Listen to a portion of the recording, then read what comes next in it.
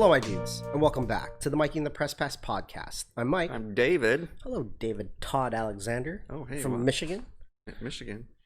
How you doing? Did you recently learn my middle name? No, I knew your middle name. Oh, okay. Three first names? This guy's yeah. fucking greedy. That's... What the fuck? Hey, talk to my mom, man. I don't know. So, how's your week been?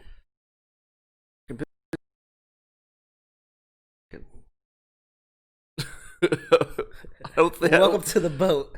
Water's fine. I don't think I've had a day off in like a month. That's always fun. I mean, not that I work a lot, but it's just like I'm always working a little bit. You're always on the move. Just working a little bit. Either working on some writing project, or I'm like picking up a couple hours here, or Christmas debate, or whatever. So, yeah. Doing that, I haven't had time to fucking do anything other than play D&D, really. Oh, really? I pretty much just work and play D&D. It's like D&D's your other job now. Yeah. There's that. I squeeze that in, like, to the... sat down to read, or wrote for pleasure, or, like, I think I watched one movie last week. Oh, yeah? Like, no television. One movie. I watched one movie. That was the only media I consumed this week. What did you watch? The Good Son movie. No. So it's like, it has Elijah Wood and Macaulay Culkin in it.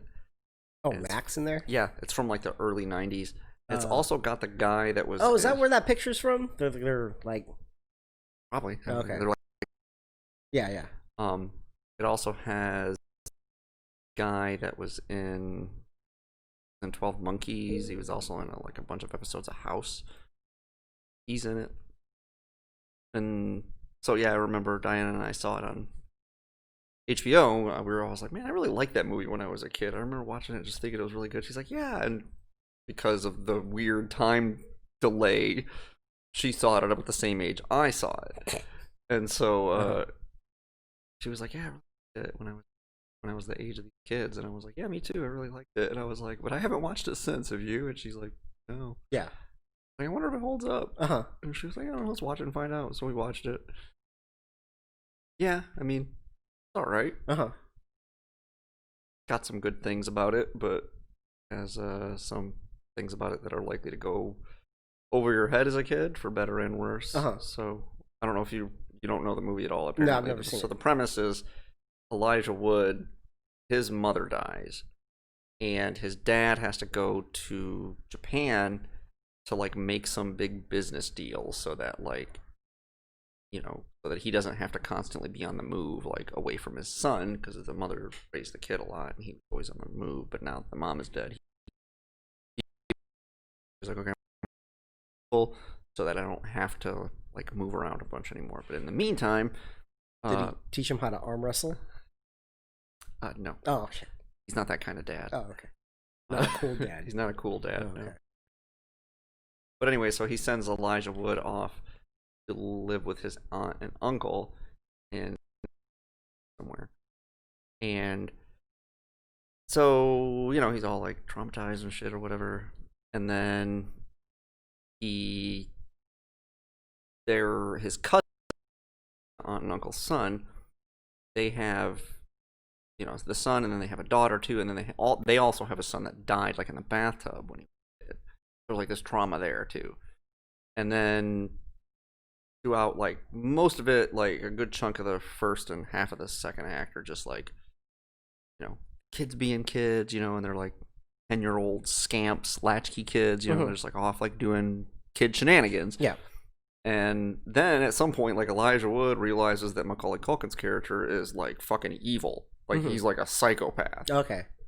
And so he tries to out him, but because he's having all these like emotional troubles, and the kid, Macaulay Culkin's character, is really good at being super duplicitous, he kind of like plays him again, like uses that against him, and like and think that he's like all fucked up and crazy.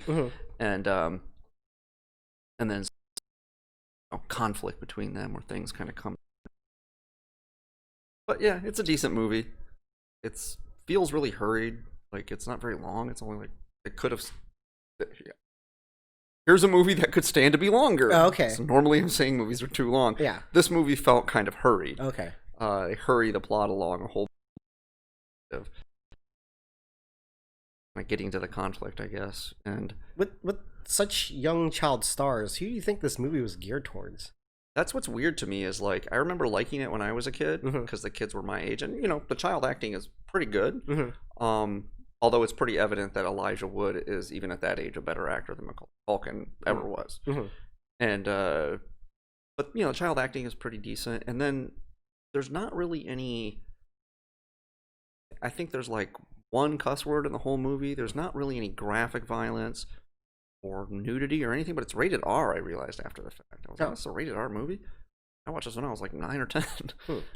But I think it's just because there's like, he's a kid and he's a dog. He like attempts to kill his sister, and then they make it pretty well known that the baby that drowned in the bathtub, that Macaulay Culkin's character drowned. So there's like infanticide, the trauma, I guess, that warranted the rated R rating, but it feels like a PG-13 movie. But yeah, I don't know who the target audience really was, especially if it's an R. Yeah, it's kind of weird. I don't know. I mean, it was. I don't know. It like some of the things kind of went over my head when I was a kid. Like the whole meditation on trauma and stuff on both ends of it, and also how well the writer or director or whoever really understood kind of the nature of the psychopath, because he's like a textbook psychopath. Yeah. He's pretty paint by numbers, and they, a lot of movies just have it. They just fucking fire from the hip, like, oh, he's a psycho, and like it's like not really the way people with that sort of. But it's pretty in line with like reality as far as the way psychopaths behave, especially at that age. A strange amount about for whatever fucking reason. But so there was that, and that stuff kind of went over my head. I was more like, they're kids my age, and they're being little hooligans and shit, and it was like kind of cool, and there was like this kid kind of dynamic, and I don't know, that was really appealing to me when I was a kid. So it's got that going on, but it feels hurried, and the music is like so like not talking. The music just like wah, wah, wah, just like swells to like just it's like geez, way to make it overly dramatic. Sounds about right for the time. Yeah. I guess the early '90s was kind of Spielbergish, fertile ground for that. Yeah, it was not a Spielberg movie. That are like Jurassic Park, and it's like forgivable. You're like, okay, that's cool. Like it is high adventure. It's an adventure movie. Like you can get away with it like an Indiana Jones movie or Jurassic Park or something. But this is like just a movie about like this bad kid in like rural Maine. Yeah, the stakes aren't terribly high. It's just like he's a bad kid. I think that's why they have to add the music like that to add more gravitas to the. But it doesn't. It kind of undermines it a little bit. It makes it kind of corny in places. Not, it's not great, but no. Overall, it's a solid like C+, C-. Okay. Worth a watch one time. Okay. Yeah. When I was a kid, though, I thought I was like, this movie's a fucking A, bro. C+. And watch it, going, yeah, all right, it's decent. But yeah. It was really funny too, because my old lady was like, Elijah Wood is in there? And I was like, yeah. She's like, yeah, because he's not like in anything except like Lord of the Rings. I was like, are you fucking kidding me? Elijah Wood has like been a working actor for like 30 years or something. Yeah, he's in a lot of stuff, but I couldn't name all the movies. Because he's not like the lead in anything hardly. I mean, I can name a few movies he's in: The Ice Storm, Everything Is Illuminated. He's in Sin City. That probably taps me up most. And Eternal Sunshine of the Spotless Mind. He just has like small roles here and there. Yeah, like all over the place though, but for like a long time. Cool. Yeah, anyway, that was all I watched. You watch anything this week? Yeah, I kind of watched a lot more than you did. Yeah. So. Well, you said you had this week off, right? No, it's gonna be. Gonna take. I think Wednesday or till the beginning of the year. First Monday of the year. So I went back into the vault, watched some Chappelle Show on HBO. But you're not supposed to do that, bro. Chappelle said not to. Well, they're gonna take it off. They kind of like bend the knee to Chappelle, Like, okay, I was gonna watch it anyway. They're taking it off, so yeah, that it's. I was surprised. Like, I forgot how the format was for that show. It's basically one short skit and one really long skit and a musical act at the end. Pretty much. Yeah, and looking back at those two seasons, like almost every like the short, it could go either way for each episode. Either the short one or the long one flip flops in position of like the best one or the worst one. Yeah. Very rarely it's both are very good. But it's just amazing to me. Like, I forgot they have like a disclaimer in front of the True Hollywood Stories with with Charlie Murphy when he does the Rick James one. It's like it's gonna be fans of the Chappelle Show will find some of this more offensive than other episodes. Really? Yeah, there's a disclaimer in front of that. Oh, really? Why? I don't know. So weird. It's very tamed in today's standards. Like most of the show, it's just kind of silly, right? Yeah, but I don't know. I mean, you got to think that this is Comedy Central, like what 17 years ago. Yeah. So that's but yeah, exactly like a bastion of edginess or anything like that. The disclaimer, but it doesn't seem out of line with the rest of the show to me. No. Yeah, maybe because Rick James treats women badly. I don't know. Yeah, maybe. I don't know. I don't remember that. Like it's up-res, so it's nice to see all those episodes in HD. Because I only have like the DVD copies, which are SD, so it's great to see that stuff. And then like no censoring. Yeah, that's good on HBO. There's no. Yeah. Nice, but it's I like just like because there's so many things that I remember about it, but then like when you watch it and some of them you don't remember. Yeah. Like I said, that Rockapads. Yeah. When your period's dropping, it's like I forgot about this skip. It's just hilarious. And I always forget. Oh, and Rashida Jones is in that sex contract episode. I didn't know. Yeah, that's where she. No, I don't think. I don't know about you, girl, but. It's like don't worry, I won't tell anybody. Sign this. Tell anybody, I'm suing you. You're damn right, you won't tell anybody. I'm suing you. Kobe. Yeah. And there's great little like characters that no one really talks about in Chappelle, like Tron. Tron's a great character. Oh yeah, he's the best. He's awesome. Hot hand in a dice game, baby girl. Yeah. Is this your son? Are you trying to be? What? Don't say my son. I just bought this baby straight cash. I plead the fifth. Yeah. 4, 5. Fifth. Anything you say to me, fifth. Try to ask me a question. Did you ever say fifth? And the dog attacked me, and I just shot it. And his wife put his hands in my titties. That was really weird. Wife threw her titties in my hand, Your Honor. It was that's Bill Burr. Yeah. You grabbed her titties. Yeah, I don't know. Like Chris was. Some of it's not that good. I was like, okay. Sure, it could be. I was like of our time. It could be the same thing could be said for like the first 5 seasons of SNL. Like people in that age range would have found it hilarious, but in today's standards, like, no thanks. Yeah, but there's a lot of SNL that's before my time that I think is some of the better SNL because I didn't really start watching SNL until like the mid '90s or something. Yeah, like Sandler, Farley. Yeah, that era. Yeah, but like. Some of that, like Eddie Murphy fucking era stuff is pretty good. It's pretty good. Like, say I'm not tough. Yeah. Will make me wet. Yeah. Will make me sweat. Yeah. The one where Buckwheat sings the greatest hits or whatever. Oh yeah, that was pretty good. Like, yeah, there's a lot of that. Like, I'm trying to remember who else was on and there. Whiteface, that was good. Yeah, just take it. Take it. What? Good deal. That was pretty good. And then I went back and watched series 1 and 2 of Sherlock. Pretty good. Good stuff. That was some good stuff. Yeah, I should go back and watch that. Is that on HBO? What was it? No, Netflix. It's on Netflix? Yeah, it's on Netflix. It was on there for a while and they took it off. It's good. Really good. Yeah. I thought you said you didn't really care for like the last series. Is that you that said that? No, I liked it. Oh, I thought you were. It was okay. That was good. I liked it. Yeah,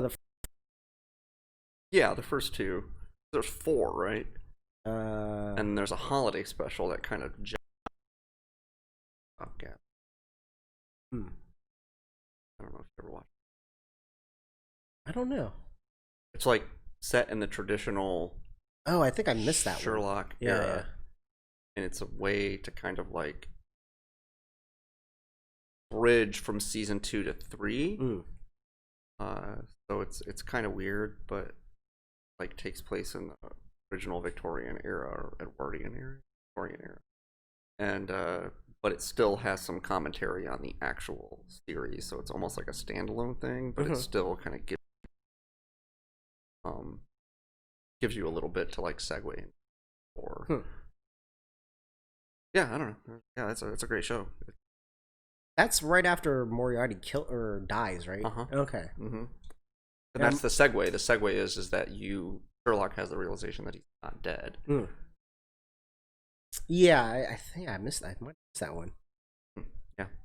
Yeah, I mean, that was pretty good. Usually I skip the second episode of the first season. It was okay. Second episode of the season is... First one is A Study in Scarlet. Study in Pink. Oh, yeah, but the book is A Study in Scarlet. Study in Pink. And the second one is Out of the Baskerville? No, I think that's season 2. Oh, okay, yeah. I was gonna say that's a good episode. Yeah. It's a really good episode. Yeah. Yeah, I don't remember the second episode. I don't remember what it is. I'm sure I'll remember it if you said it, but It's like underground network of Chinese people or something like that. I forgot.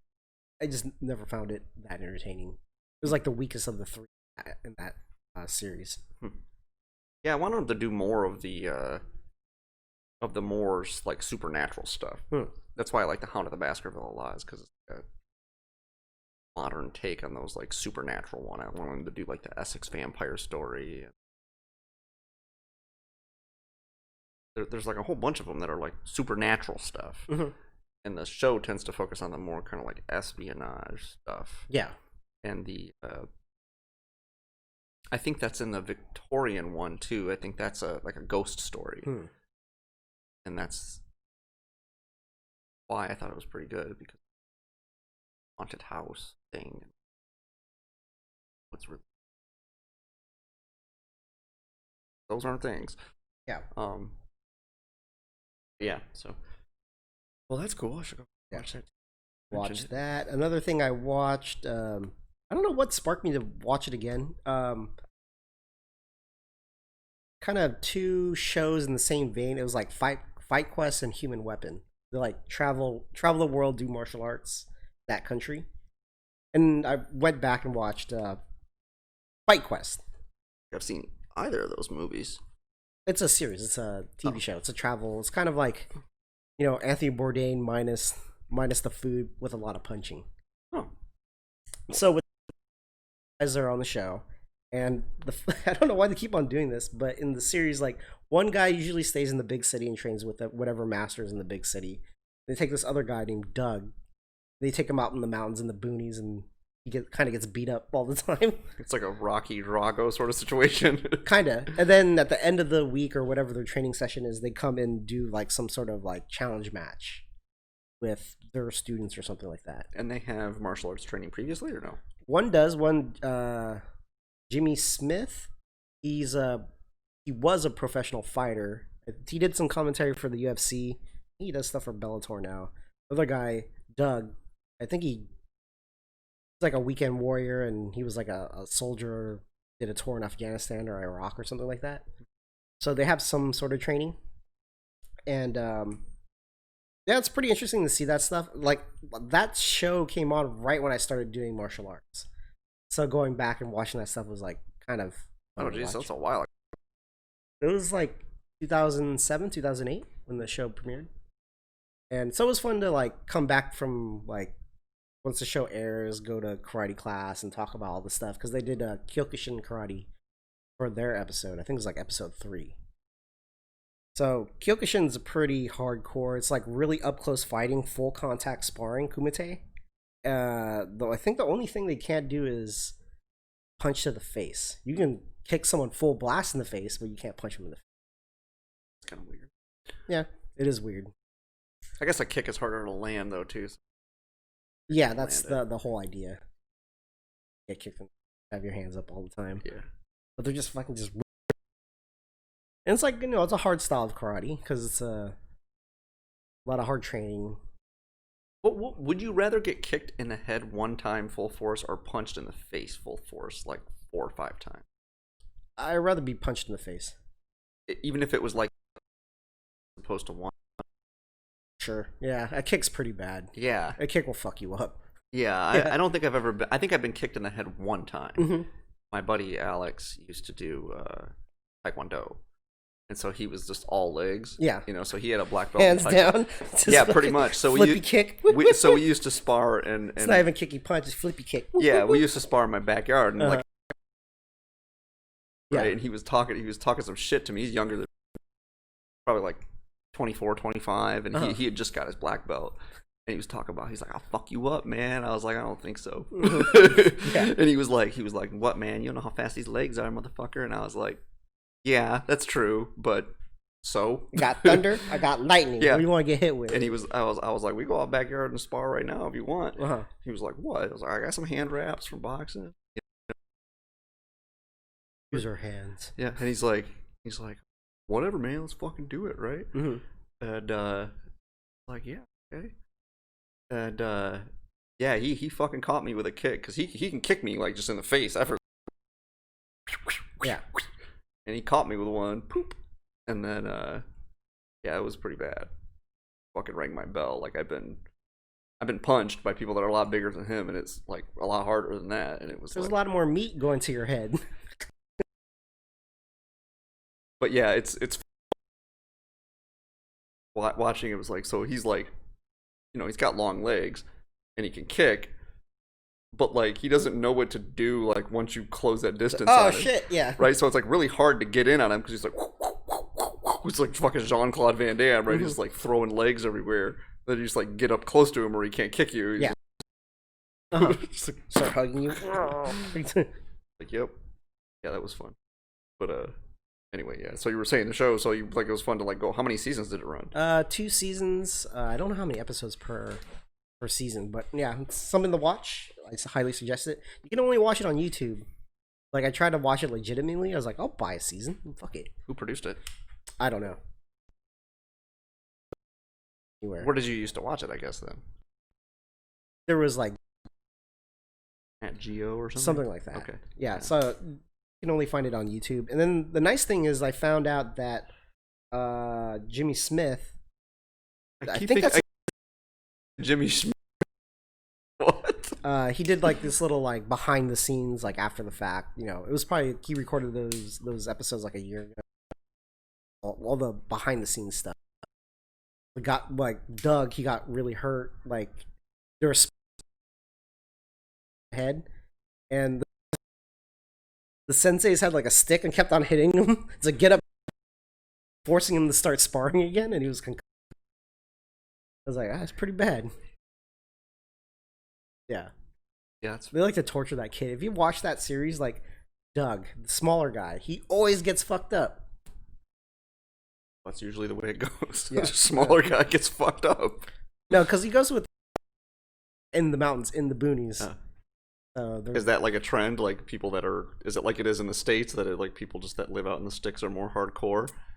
Maybe they're more traditional. I don't know. I'm not sure. Imagine if you live in an environment that's harsh. Your threshold for like just what is rough is a lot higher. Yeah. Right? It's like if you like I was fucking my dad, and he got a new phone or whatever, and so he texted me. He was like, "Hey, I got a new phone. Just want telling me how he's been like sober or whatever, smoking weed, and he's not drinking, which is like all he does. Like he's like, I literally don't remember in my adult, like I cannot remember the last time I was sober for any stretch of time. Oh wow. And he's like, so whatever. He's like, yeah, I'm working. I'm doing framing and drywall with your cousin's boyfriend. In drywall, dude, are you fucking shit for like summer in my early 20s? I fucking almost die. Yeah. This fucking brutal work, right? Well, you're a pussy, son. That's why. And he was like the nailing or any the heavy lifting or anything like that. I was like, okay, that kind of tempers. But he's in his 50s. I was like, what the fuck, man? It's like, yeah, it's just kind of like, hey, well, you're a pussy. And there's your chapstick button. But yeah, I just like wonder like if that's a common thing. Like it's just, you live in a harsh environment, like you're just a more hardy person. It's like sure, yeah. Yeah. We got nothing else to do, I guess. Yeah. Train out here in the woods, punching trees, smashing rocks with our hands. Yeah, maybe. Didn't know that was something countries were people that lived out in the fucking country, fucking whatever. City folks just don't understand. Vietnam or whatever. We're like gotta hit rocks with our hands. Well, part of it is just too. It's just like if you don't have the comforts of like a city. Like you just live somewhere, like maybe a tree might fall on you, or like when it gets snowy, like you have to shovel your fucking tractor out by hand for like 3 hours or whatever. Like, yeah, it's like you're living the real life blood sport where some guy doesn't like ice.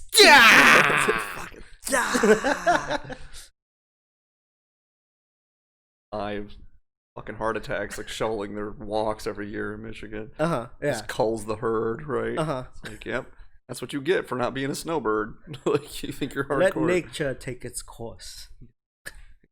But anyway, what else you got? What else? Oh, I got woke. Well, I didn't get woke on it, but I realized it was still a thing. Cloud gaming. Oh yeah, you were talking about this with Chris Davis. Like, because for me, I was familiar with early on stuff like on live, so I didn't really kind of play around with it. And from what I understand at that time, like 2010, 2009, it wasn't great.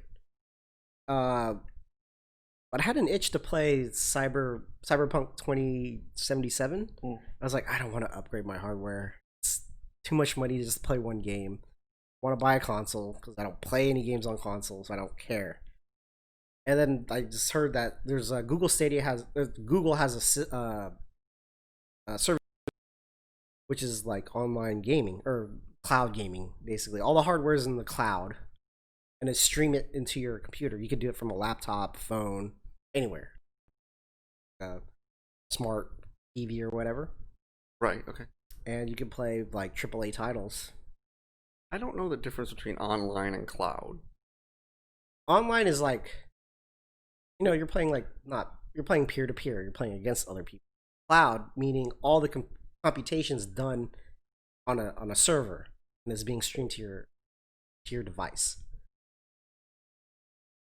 But isn't it all just servers going to computers? I mean, isn't that what the internet is? Isn't that what the cloud is? I mean, isn't it all just servers, all the hardware servers to computers? Well, a service like Netflix or Hulu or anything like that, you don't have a DVD player in your home, do you? Well, I do, but I'm just saying, but you're not using your movies, right? Correct. It's being streamed somewhere from a server down to my home. Yes. So they have the actual hardware server farm somewhere, and they're just streaming it to your device. Oh, you're saying cloud gaming doesn't have any hardware on your computer or a console of any sort. You can just play the game. Yes. So like a service like Xbox Live, you actually have to have the hardware in your home to play it. This one's doing it in the cloud. Crazy. I was just playing a little bit of like Destiny 2 on Stadia, and I did a little research because I don't like how it's set up where you have the service to have the games to play. Because what I wanted was to have a PC out in the cloud, and I'll run my Steam library, which I have. It's permanently mine. It goes everywhere I go. Any computer, I just link up my account. Wanted just to get access and be able to just use your Steam library, and then but it's like a subscription based thing. Yes, and I did find a solution to that, which was a service called Shadow. I think it's like Shadow PC or something, which is just an actual computer somewhere, because you have to pre-order it. They set up the hardware and they allow you to use it. So there's like a like a PC gaming rig somewhere in California, and I just service.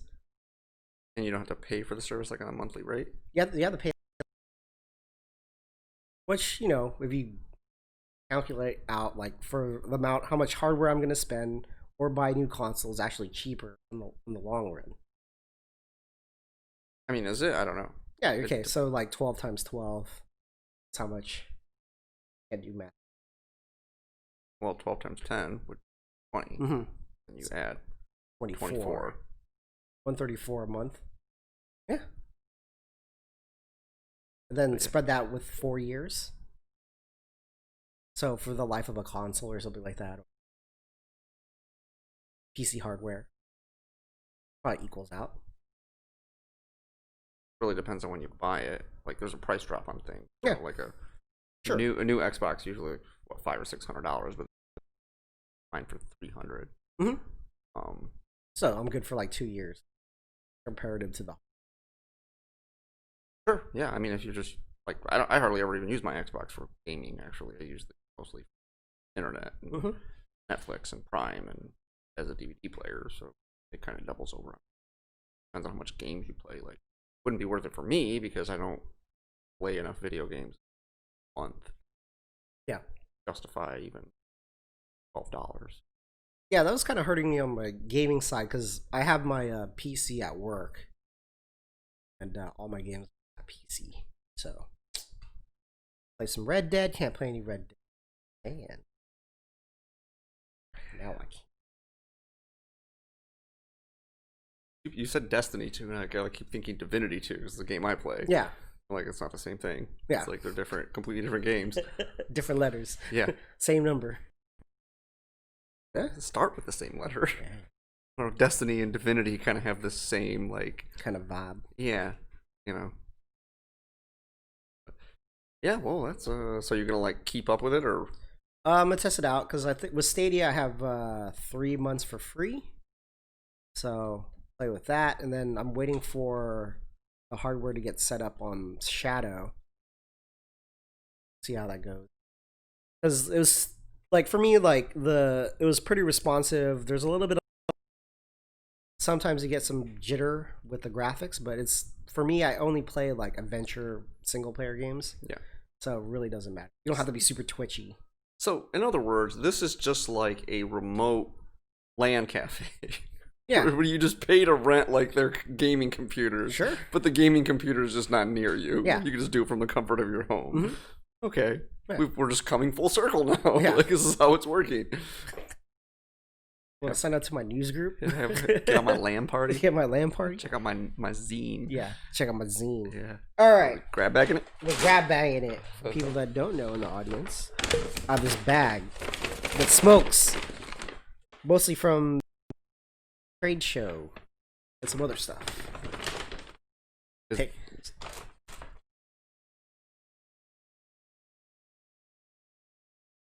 Oh. Yeah.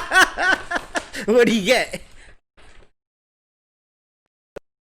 Patel Royale. Ooh, with cheese. This is gonna be rough. That's at least 8 years old. It's still gonna be rough though. I got Sello, Nicaragua. That's serviceable. Hopefully it won't be too gross. Man. I was like, nothing. Still. The aroma!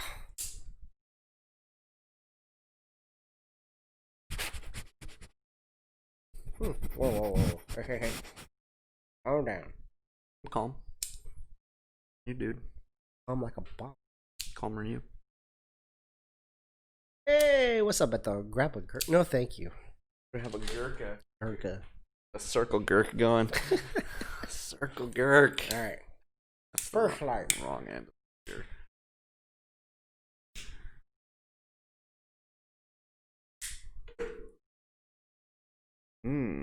All right, what's next on the Not totally gross. on the docket? News! Good news, everybody! I had bumpers, but my fucking OBS. Anybody that knows anything about OBS, please hit me. It's terrible. Just terrible. All right. Straight terrible. In the news today, my first story. Do you have any news? Mm-hmm. Okay.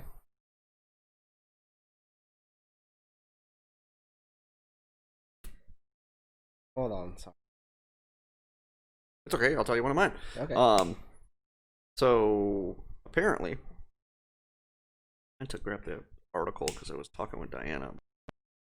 Apparently, the suicide rate has like significantly increased in South Korea since COVID.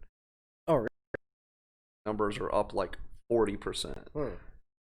since COVID started. But I was asking Diana, I meant to get the article because I was like, well, yeah, right, but what's up 40%? Up 40% from what? From like 2.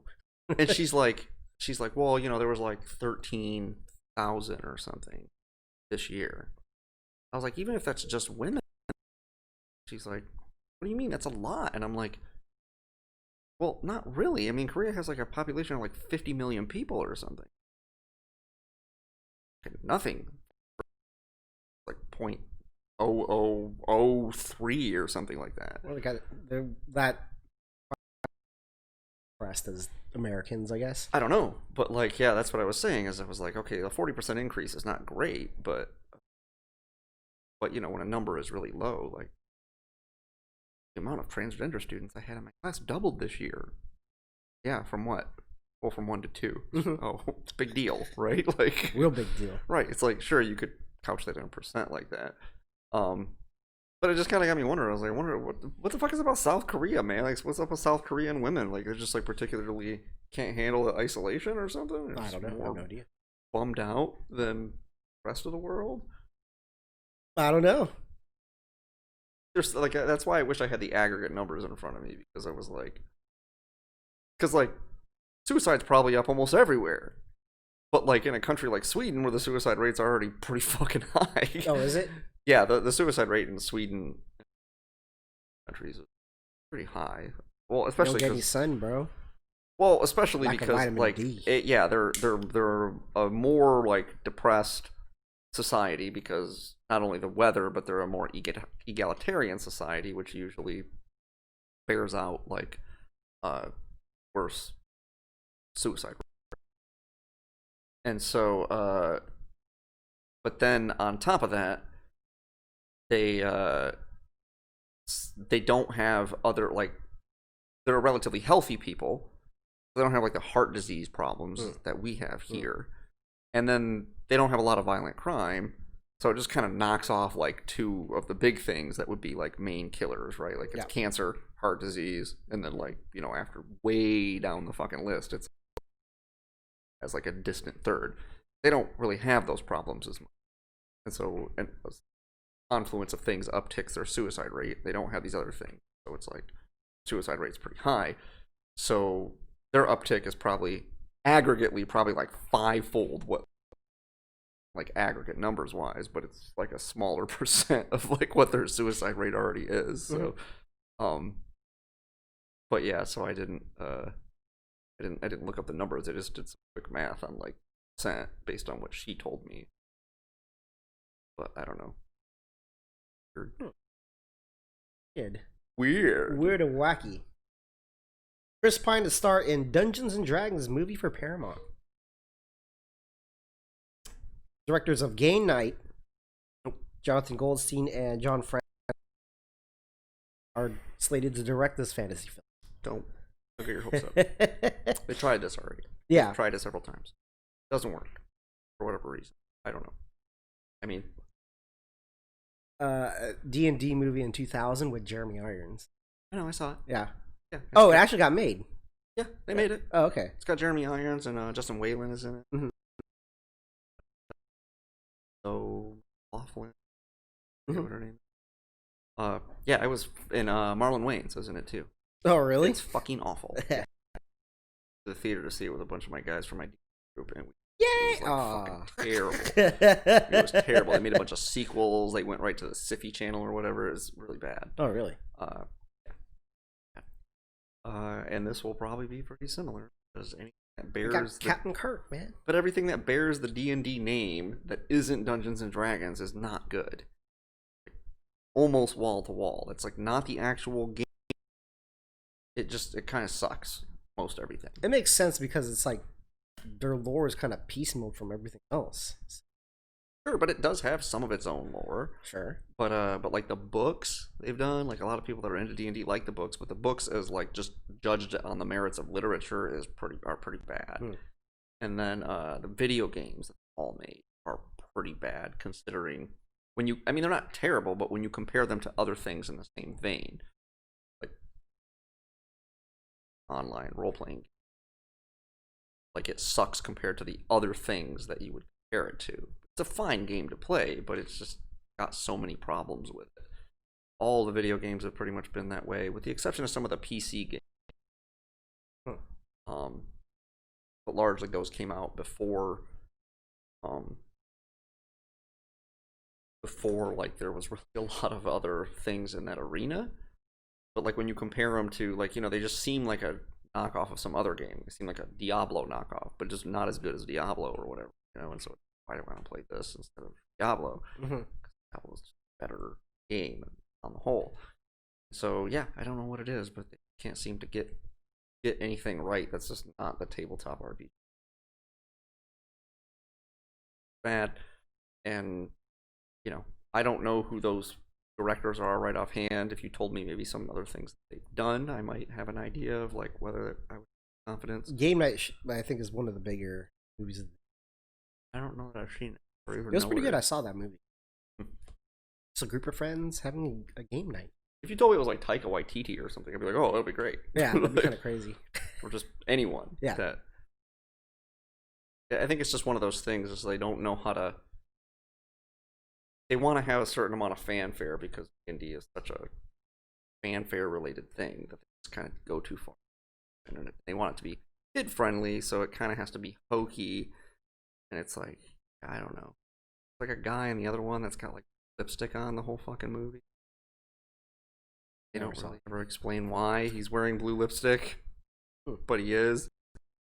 This is really random. He's like the villain, and he's got blue lipstick on.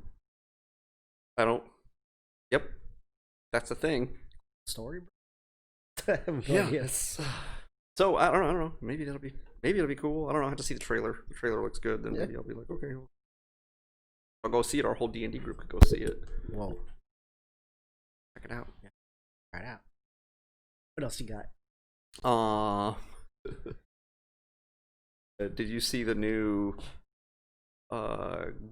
Google year-end search ad? Yeah. Yeah.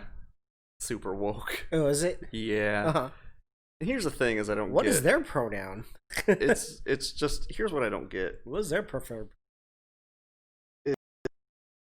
When you do something that's just so obviously pan and so obviously artifice, I don't know what your goal is. Because you know that, first of all, you know that like the whole like year-end search thing is just heavily edited, right? It's obviously heavily edited for like adult content. Otherwise, that would just be the highest search result every year, right? It would just be like whatever the popular thing that year is, Kim Kardashian sex tape or whatever. And so they edit it there, and then in a year where there's like an election and COVID, things are going to dominate search results. Like people are just constantly checking in on aggregate search results. And so when you like I just don't understand what the goal is. Like why would you have a commercial like that that's just like all this like virtue signaling woke propaganda basically, but not even like go through the effort to like conceal your brushstrokes a little bit. I don't get that. Like I don't understand like what the purpose of doing that is. Like you're trying to make it out TV, you know, you watch reality TV and they try to pretend it's real, but like everybody knows it's not real. Well, I take that back. I actually met some people that didn't know reality TV was fake. And scripted reality. Dude, I was shocked. I don't know if I ever told you this story. It's a real thing. No, it was like someone asked me, I was at a coffee shop one time, and someone asked me, like, oh yeah, did like, do you watch that show they were talking about? Can you believe what happened last night on whatever Idiots R Us or whatever show it is that they're watching? And I was like, oh no, I don't watch reality. What? And they're like, well, why not? That's a really good show. And I'm like, no, it's not. And they're like, how do you know? You've never seen it. I'm like, because reality TV is fucking poison. It's garbage. It's junk food for your fucking brain. It makes you dumber. They were like, well, why would you say that? I'm like, because it's like, at least with scripted TV, it's not pretending to be something it's not. And it's like thought out in some way instead of just being incredibly stupid and like not good. They're like, well, but no, it's like, but those things happen. They're like real people. And I was like, you think that anything that happens on that show is like anything to a semblance of reality? And I told that bit. Nah. Yeah, it's just like, well, why would you say otherwise? I'm like, I don't know. Do you know, or have you ever met, or is your life anything like any of these people at all? Period. My life's like The Hills. Yeah, pretty cool. Some old salty curmudgeon because I told him Santa Claus wasn't fucking real or something. What do you mean? You know the thing about Santa Claus, right? What thing? Fake news. Just, whatever. And so, yeah, I don't know. But I don't know what the goal of that is. Like, oh, look, there's a thing that's obviously fake that we're going to pretend is to just sell you on some, like, ideological garbage. Yeah, it's one of those things. It's people, they need drama in their life. Like, that's why people like soap operas so much. Like, really bored housewives watch that shit. They need drama. There's nothing happening in their life. Just, like, get wrapped up in these characters on TV. And they need to feel like they're angry, too, about something. But I just don't It's the same thing with men with sports. Like, they get all riled up about, like, a bad call that happened. It's like, who cares? Yeah. Yeah, sports really are the men's soap opera. Yeah, because there's just always something happening that's always high drama. Yeah. And it's, like, never has any, like, bearing on anything in reality. Yeah, it's like clockwork. When you read, like, statistics on whatever losing team happened on that Monday Night Football, the domestic abuse rises by a couple percent that night. You don't believe Brock Lesnar got to move away? It's real to me, damn it! That's was it Rogan that said that? Yeah, he was making fun of. I know it was on Rogan, but I couldn't remember if it was Rogan that said it. But yeah, like that's Undertaker was really mad. It was like that was just one of my favorite quotes from any of the podcasts that I said. You don't believe that Brock Lesnar got a Band-Aid? So fucking. People get really upset when you talk shit about wrestling. It's like, bro, really? You're gonna be mad about these guys pretending that they're mad at each other? I think it's because if you don't like wrestling and you deride how stupid it is, the people that some of them, Well, there's some guys that like wrestling, and they're like, yeah, it's really dumb, but ship and all that shit. No, I used to know a guy. And like it's fine. That's fine. You could like that, but I always find it very interesting to the wrestling fans, like, man of the crowd, like, oh, you just like told a bunch of the people in the crowd like you're a bunch of idiots, yeah. And they start throwing shit at you. Of course, you can get that response when you call someone an idiot. Well, that's probably based on a perspective that doesn't really know what like subtle art looks like actually, so that's probably fair. Like, you have no baseline, right? Yeah. Like, if you existed in like a cave your whole life and then you came out and you saw some chick that was a 5, yeah, you'd be like, man, that's like the prettiest chick I ever saw. I was like, well, it's like the only chick you've ever saw, so sure, I'll pray. Yeah, but yeah, I think they feel like it's a passive criticism because people that really don't like wrestling, mm-hmm. like they speak about it with like this just disdain and derision, just like the way I talk about reality TV. Yeah, right? yeah, I'm sure that's why those chicks got all triggered because it probably felt like I was calling them dumb. Yeah, and then like to be fair, like I wasn't They basically said like it's totally real, and I was like, okay. Basically, at that point, I was like, yeah, you're kind of fucking We're not having stupid. this conversation. You're fucking anymore. stupid. You're just Chill, what a fucking moron. You're reading that mind. You're just not smart if you think it's real. I don't know how else to say that in a polite way, because it's just almost empirically true, as close to anything in that arena can be. But anyway, so that's a thing. I don't know what else you got. This is it approves Moderna COVID vaccine, also with the Pfizer vaccine, which is interesting. Got some vaccines coming our way in May. That's not gonna happen. It'll be over by then. Be like, hey, I got a vaccine for this thing. Year ago, and it's different now. That's a. Well, that's the beauty of that new method they're using, the mRNA, is that they're just taking proteins, developing that virus and making a weaker version of it, injecting that into you, develop that vaccine. Yeah. So, because with this stuff, they're kind of projecting out more like with seasonal flu stuff. If they're going to use this technology, they can go from week to week to change in that vaccine to match what in nature. Yeah, because they just had this thing in England where it's like they're making their regulations more stringent because new strains of COVID pick up. Oh yeah, stringent. Well, we're already as stringent as we can pretty much get here, so yay. I got a notification this morning that it was basically, I don't know, maybe you got this too, where it's like it's shelter in place. Yeah, we did that already. We're already doing that. It's like you're just reminding me that for real shelter in place. It's like, dude, no, you're just sorry that much. Just whatever. Yeah, I just try not to be in crowded places and my mask. I just do the same things that I normally do. It's like, and if I had some reason to go to some crowded place and it was important enough, I'd just risk it. But I don't have, as it turns out, I don't like crowded places anyway, so it's fine by me. But yeah, I just if I don't know that I would give serious pause if I needed something, right? Like a grocery store is fairly crowded, relatively speaking. But I gotta have groceries. I'm not just gonna not have groceries because I might get COVID.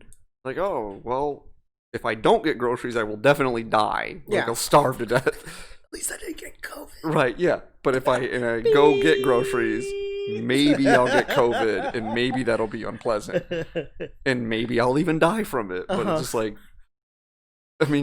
guess I a cottage cheese versus dying from COVID, but I don't think those are the table stakes here. Mr. Pickle, I don't know. Grillos. Oh, sorry. I'm a Grillos guy. Okay. Gotta get woke on that Grillos life, dude. You don't eat those pickles. Pickled sausages. Expired in August. Oh, does it? Yeah. Oh. And what's pickled though? Delicious. Okay. Yeah. See? They are a little dry though. Oh, okay.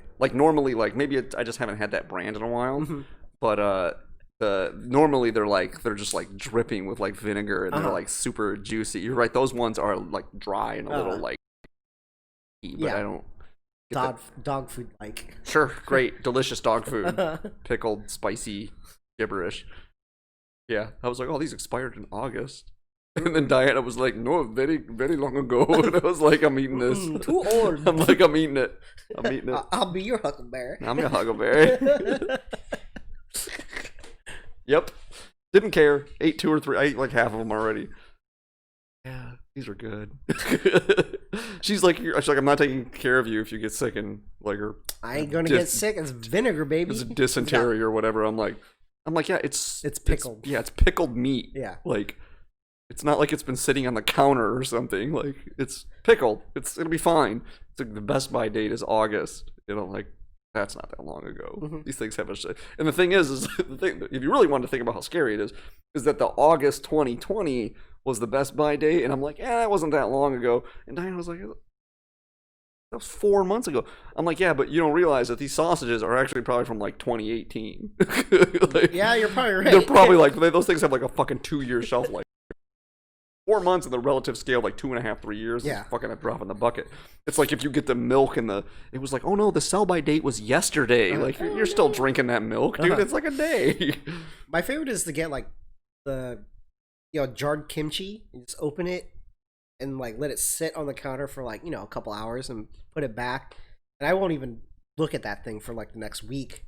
It gets like super soggy, super like sour. Like all the juices are cooking that fucker. It's like, oh, it's so good. And you eat too much, you get a stomach ache. Like, too much. I'm not a big kimchi guy, but yeah. Yeah, I don't like it when it's fresh. I want it like got some funk on it. Yeah. Yeah, it's just like you ever take out like a steak or put it in your fridge and then like not cook it when you mean to, and you're like, man, I should cook that steak. Starting to smell delicious. There's like a buttery smell to it. Yeah, it just gets this like kind of like, and it starts to like, it goes from being like a deep red to like brownish. Yeah. And you're like, I need to cook this, or it like it's right on the verge of going, oh man, it's so good. Like I should let my steak almost go bad all the time. Yeah, Good Eats had a pretty good like method to do like a dry age in your fridge. I haven't tried it, but it looks interesting. Yeah. I guess that's got to be drier than your fridge already is. No, you just gotta keep it out of the have it not pool, like all the fluid that's coming out of it, not have it pool on the bottom. So you gotta have like a pie tin with like skewers, and have it propped up. You have to wrap it with paper towels and kind of change the paper towels every couple days. And because I would be worried that like the other things in my it's porous, so I'd be worried it would just like absorb things hovering around in my fridge. You do have to clean your fridge pretty good. Yeah, that's what I would be worried about. Yeah, usually I'd just like take it out and be like, steak's been in there for like a week. It's probably like I probably should cook it and then it tastes better actually. Yeah. Yeah, I got woke on that the first time that ever happened. I was probably like in my early 20s. And take a bite, wait 2 hours, didn't get diarrhea. No, but like when I was with my ex, it was like I didn't know that happened, and she was like, "We gotta cook that." It's like, it's probably bad, and I'm like, no, it doesn't. Like it doesn't smell bad. Like I know what rancid meat smells like. I'm like, actually, it smells kind of like sweet.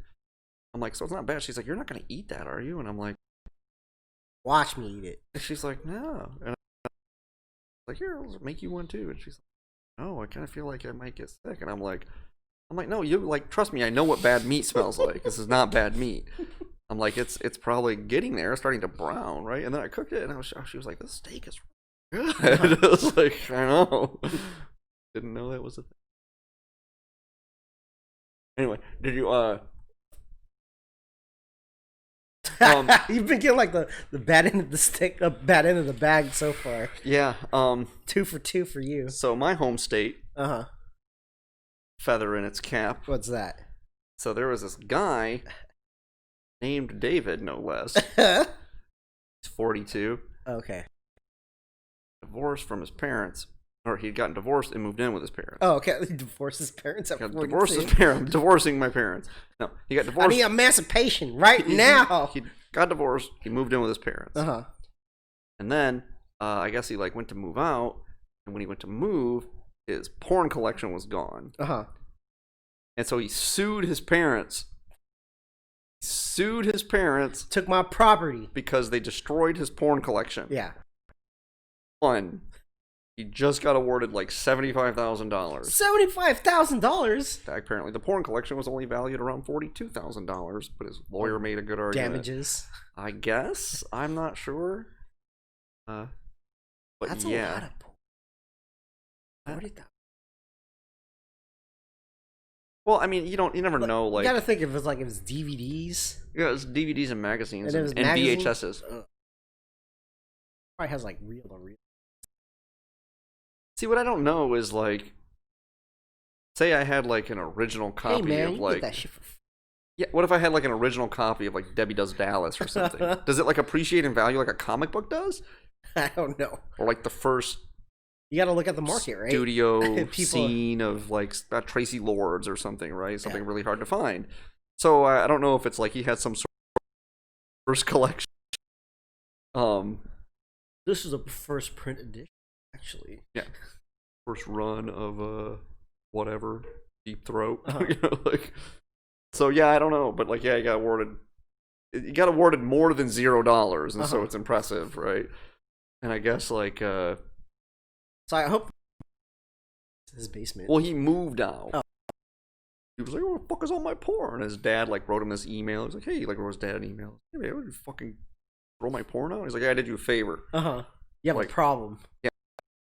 Sound like his dad watched something. Like, it was very disturbing. Is what he said. It's like bestiality, and he claimed that there was like, you know, like child sex acts and all this stuff. And but apparently it was all logged into evidence, or at least some of it was logged into evidence. I didn't follow that hyperlink because I didn't feel motivated to. You're on a watch list. But yeah, he claims that none of his porno was like illegal or anything like that. I mean, I'm sure. No, he probably not downloaded it. He probably bought it legit. If there's such a thing as legit porn, it was probably this dude because he had like a physical collection of magazines and DVDs and VHSs. I don't even know where you get a VHS player anymore. I don't know. Seriously, like, does anyone know where do you get one? A new one? eBay? I'm pretty sure you can get something from eBay. But do they make them anymore? They can't make them anymore. I don't know. That's a good question. I don't remember the last time I saw anything I on think VHS. they would make transfers. That's for sure. Digitized stuff. I don't remember the last time I saw one. So yeah, there's still people use it for like, you know, data storage and stuff like that. Tapes are generally more stable. Yeah, they are. I was like, man, this is Michigan. How you gonna do us dirty like that, Michigan? I know, like, well, especially because it's not like the land of frivolous lawsuits like it is here in fucking California. The guy that sued over the fucking pat of butter on his bagel or whatever and won. I didn't hear about that. That's news. This guy, he like. Oh, is this the same thing with like if I go to McDonald's, I want a burger, no pickles, no onions. They charge me the same amount. They're like, hey, you're putting less stuff on there. No, they gave him margarine instead of butter on a bagel. Okay. Or a croissant, or so. No, it was either a bagel or a English muffin. I don't remember which. They just gave him, and he sued them, and won an amount of money that was more than the cost of a pat of butter, which was the only amount that you could justify in a sane society. And well, clearly, like, management didn't take care of him. He probably complained. Dude, like, give me a break. Like, if you owned a fucking restaurant, English muffins, and like I gave you an English muffin with margarine on it, and you were like, "Hey, man, like, what the fuck is this? Like, this isn't butter; it's margarine." Wouldn't you just be like, "Yeah, that's what we use here"? I don't know what to tell you. Like, eat your fucking English muffin or don't eat it. I'm allergic to this shit. I want butter. I don't know if he was. It didn't even say he was allergic to it. He just like was traumatized about the whole idea of like margarine over butter, I guess. But whatever the reason is, it's like I feel like, and whatever. Even if management didn't take care of him, like that's just the way the world works. Sometimes they just tell you to fuck off. Yeah, we use margarine here. If you don't like it, get the fuck out of my restaurant. Like that's a dick thing to do. Absolutely. Yeah. But not like legal action kind of behavior, right? Yeah. It's not like he slapped the fucking like English muffin out of his mouth and like urinated on him or something horrible like that. It's just like just butter here. It's not a thing we do. Fuck off, right? Like, so I have a new policy whenever someone says comes to the register and is like, "Yeah, getting real thin there." I just look at them. I don't respond anymore. That's my policy. Yeah, and then people are like, "Oh, geez." You're like kind of triggered about it. It's like, what do you want me to say? You didn't even ask me a question. You just made a statement. Yep. Like, what do you want me to do? Yeah. Getting real thin, huh? Kind of cold in here, isn't it? Yeah. I'm fine. Yeah, I just don't say anything. To like, you ask me a question or you need my help with something, then I will answer you. And help you. Yeah. But like, if you just want to complain, like, take a fucking number, pal. Like, Yeah. Just like the smile and eyebrow raised. Mm-hmm. Well, now it's yeah. You just the head tilt. Yeah. Okay, I guess I heard you. I'm gonna be pretty sad when we're gonna stop wearing masks. I can't whisper things under my breath. That's fucking.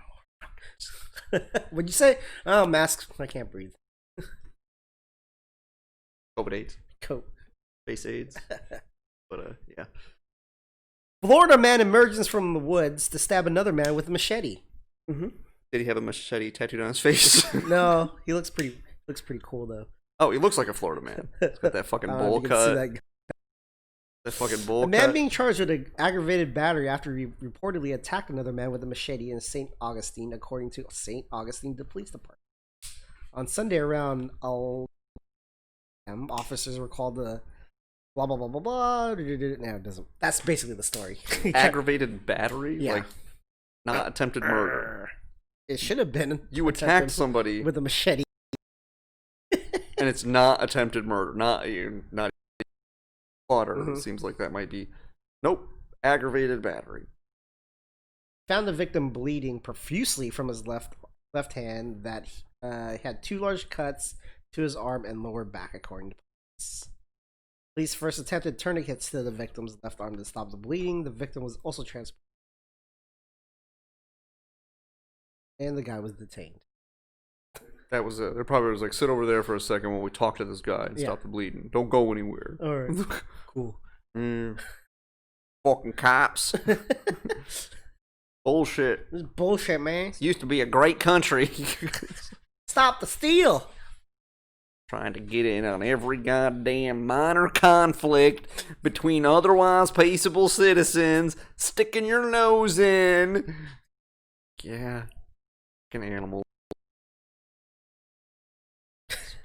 All right, doing our cigar check-in. That's pretty bad. Mine is passable. Not as bad as I thought. I guess there's that. Yeah. Like, it's not. 10 years age on it will make it passable. Mellow out. No, it's really not passable. Uh-huh. I'm not smoking it fast, so I don't know if that's good or not. Like, on one hand, I can just like get through it. Mm-hmm. Pretty hard for me to put cigars down. So what do you think, yay or nay on next week for doing this? Go back to our regular routine. I've got a lot of cigars. I think the people like watching us punish ourselves. You've been getting the bad head, man. Yeah, well, the thing is I felt this one. Mm-hmm. And there was like there was no cello on it. Yeah. It was box press, seamless. Mm-hmm. You know, it smelled. I was like, all right, it feels like it could be like decent quality. Big winner. Well, because like, you know, you feel something that's like super spongy and like rough and toothy. You're like, I don't know, man. This is like not that those would be necessary. Like if something were spongy or toothy, it would necessarily be an indicator that it's a bad cigar. Uh-huh. But in that bag, yeah, it's probably an indicator that it's a pretty bad cigar. It's like fucking just. The scene from Snatch, where the guns point at Bulletooth Tony. Mm-hmm. Smell the pussy, huh?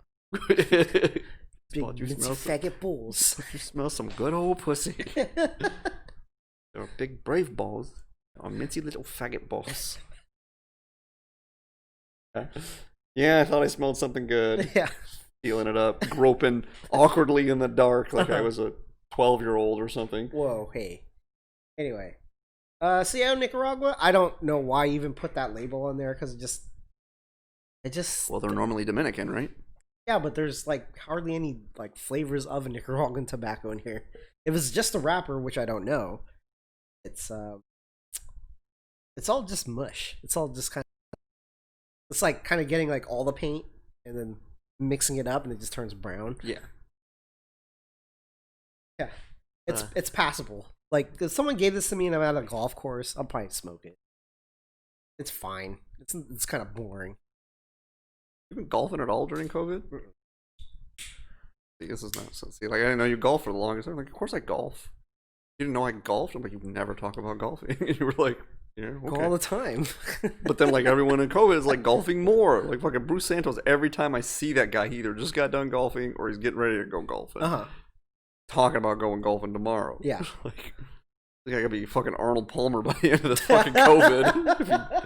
It'd be dope as fuck. Like, oh, damn, shit. Speaking of Arnold Palmers, I found out Chick-fil-A has their own Arnold Palmers, like a diet version. It's super fucking good. Chick-fil-A's lemonade is good, so it makes sense that they're... I'm sure they call it a half and half, not an Arnold Palmer. Yeah, they call it. Yeah. Did you ever see that ESPN Sports Center commercial with that? They're in line and the Arnold Palmer walks up and he gets like half lemonade, half... Awesome. That is a good combo. Yeah. I got woke when I first had it. I was like, whoa, this is awesome. Well, it's like when you don't want sweet tea, a little bit of tang, and like regular iced tea is too bitter for you. A good mix. And all lemonade is too sweet. Yeah. Good. I hardly ever drink it, but yeah, it is tasty. A few times I've had it. Although a lot of places don't. It's not really a true half and half, I've noticed. Why is that? Because I can tell there's more lemonade in it than there is iced tea. Oh. It's not really half and half. 2/3, 1/3, or 3/4, 1/4. That's why you have to go to those places. Like that clear box, like squirting all the juice up. Oh yeah. And you're like, I'll take half and half of that. Give me that. This is awesome. Yeah, what do they call those things? I don't know. I know they have them at In-N-Out. And that's about it for like the big chain places. Yeah, because like sometimes they'll have like a cherry limeade in it. Yeah. Sometimes it'll just be lemonade, or it'll be iced tea, or it'll be pink lemonade, or sometimes it'll be like an agua fresca or something like that. Fruit punch, maybe. Very few things in it. Kind of reminds me of like, I don't know. Reminds me of being a kid for some reason. Oh yeah. One of those things that is just like a buffet. You know, you go to like fucking the OCB or whatever, and like they got those there. Yeah, it's always good. What a... Oh god. Did you... Yeah, I have other cigars. Alright, let's switch to the backup. So what did you get as a backup? I just got some... nope. Okay, yeah, I have it, but it's in my bag inside. Whoops. I could vamp. What's that? I could vamp. I could cut this out in the regular podcast, but for the people that are watching live... Why don't you just do some freestyle flowing? I don't know, I'm just kind of funky fresh like that. Or just, talk about what a dick. And we're back! Welcome back to Monkey the Best Podcast. Some cutting. I usually don't do any editing in this podcast. What was it? Alright. Casa Cuba Fuente. Oh, Beto smoking weed. What a surprise. Oh, we got any flavor notes for us there, buddy? Weedy. Smoky? Marijuana? Smells like a skunk's asshole. That's, yep. It's not surprising. So where are you smoking? A Casa Cuba? Casa Cuba. From Fuente? Oh. Yeah. Okay. It's like one of the few Fuentes that I really dig on. All that grass and Dominican flavor? No, it's got more like a kind of a barnyard profile with a little bit of sweetness. Kind of like the Hemingway. Not as much that honey flavor that camera. It's kind of bummed out we didn't get any Queen Bee. I thought we had them. I got all like, you're like, oh, Queen dope, and I was like, oh, we got those. I was like, oh, we're out. You're like, oh. Yeah, they're pretty good. That's like the standout for me from Fuente. That's like the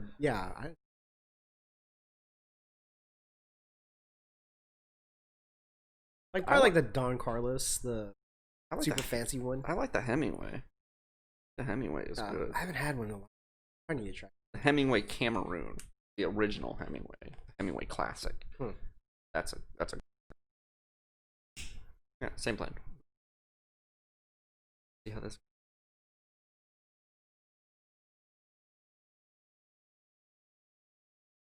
What else you been up to, man? How's the leather working coming? I was waiting for the downtime to actually start doing that stuff. Oh, really? Yeah. I thought you said like something about like you didn't have space for it anymore. No, because I had to box everything up, and then I have a space, but I just need to unbox all that.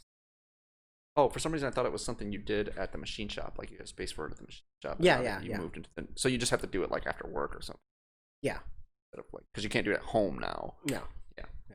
So I got to do that. So I'm gonna start doing some of that. 3D printer out, son. I need to dust that off too. Yeah. It's almost like utility though, right? What? It's not like, well, you don't seem like you 3D print things for fun per se. It's like, oh, I could use this, so I like print it, and it's like, would you consider it a hobby? It doesn't seem like something you tinker around with. It's like something I need. I need a little thing for my dice, and it'd be cool to have, and so I just kind of find a program for it. Yeah, yeah. But is it something you tinker around? I mean, you made that death whistle that one time. That was pretty cool. Yeah, that was pretty cool. I should bring that in. Yeah. It's just more tinkering. Because basically it's just a slower version of what I do at work, but in plastic too. So, like that novelty's there because it's like it's kind of press go and it does its thing, and in a couple hours something's done. Yeah. Yeah. Something. Westworld. That'd be kind of cool. I'm alive.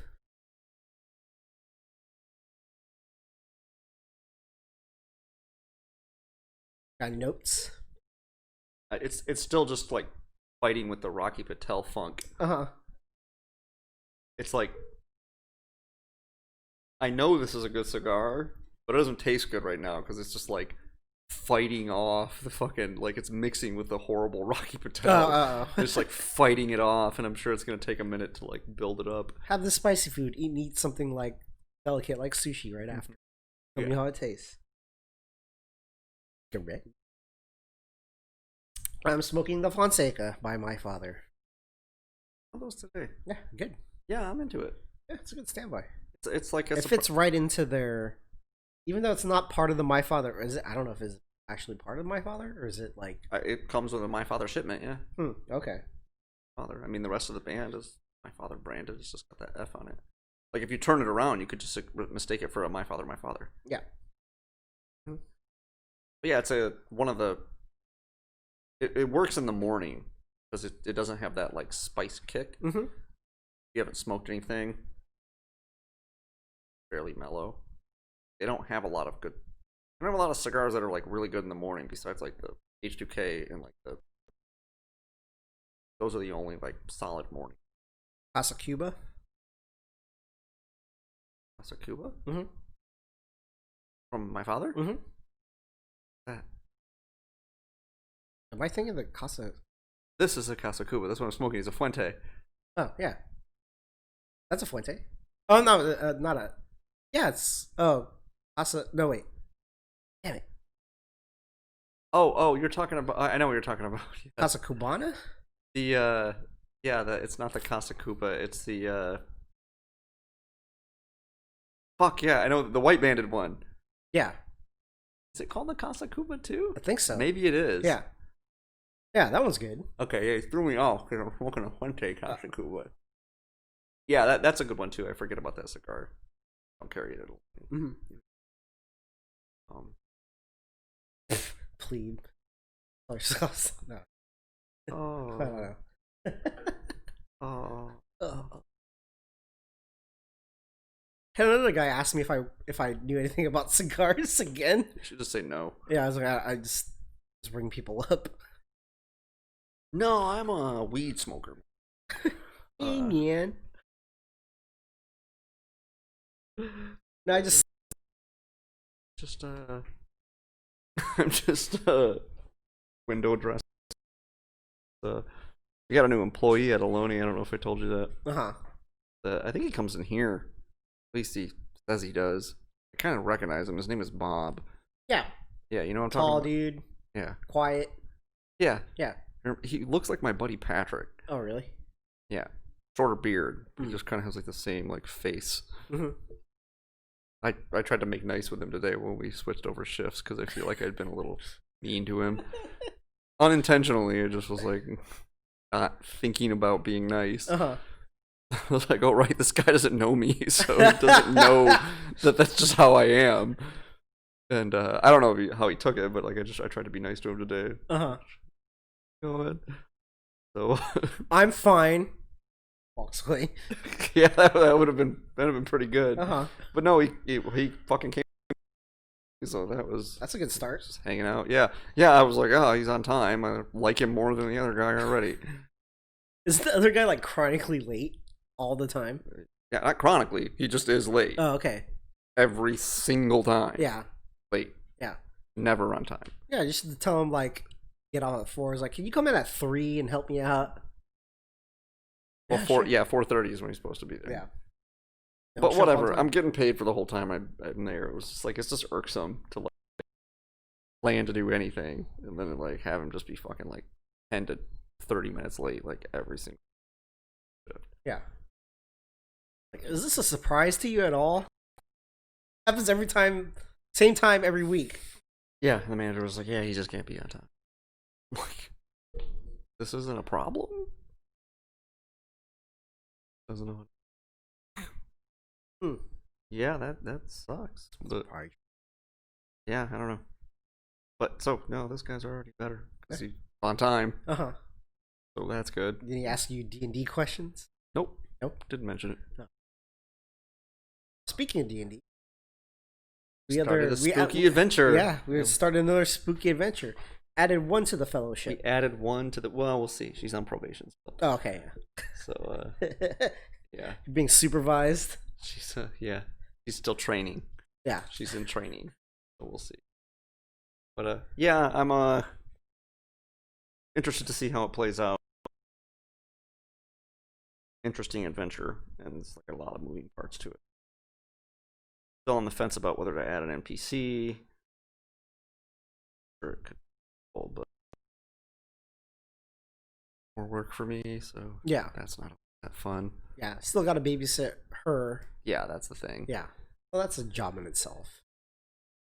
Yeah, and it is kind of the DM's job to kind of make sure the new players get acclimated and everything. But very interesting to have someone like wanting to play and probably has no idea what some of coming into. I don't think she's totally blind. I mean, Chris had talked to her about it, like kind of what it's like.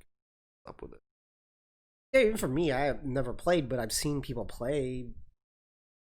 Okay, I can kind of get most of it. Is it weird to see someone who was like, who's basically at what your knowledge was like a year ago, and just be like, wow, it's like, I know all these things, and so like, and she's like just as confused as you were, like.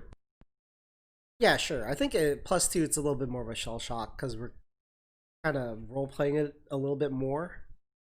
Because with Chris and I, it was like, what do we do? So we're not like, thrown into the deep end right away. Like, am I supposed to do that too? They starting. Like it's like it built up. Yeah. To like more exploration based stuff. Yeah, especially because this adventure, the start of it is like all exploration. It's not throwing you into the fray of like fighting bad guys and stuff. But that seems easier to me though, because it's more open form. Like in a battle, there are very stringent rules and like what you can and can't do. Governed, how you move, how you draw weapons, how you open doors, how you interact with the environment, or move through characters, squares. But like when you're not in that, when it's just like tell your character's part, and I'll tell you the other things, back and forth. And so to me, it seems I walk into the corner. Bag of gold, and this horse walks up to me and he's like, "Hey, what's up, bro? You want to mount me?" He speaks common, by the way. And I'm like, and he's a Pegasus too, so he'd fly away. Yeah, and he's got an exotic riding saddle on him already, so I don't have to get one. I have all the rules. Yeah, that's my buddy Alex and his sister. Tell you what happens, and you tell me what your character. All right, I see some gold. Oh, do you? Yeah, I do. I see you're making up stuff, so I can make stuff up too, right? That's how it works. Well, why do you get to decide? Do you want to do all the deciding? Like, no, just some of it. The cool stuff.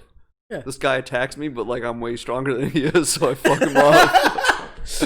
I'm not gonna roll, but I rolled a 20. I'm just telling you. He looks really strong. He's like way bigger than me, but then he comes up to him and I just fucking knock him out with one punch. I was like, fucking he falls down.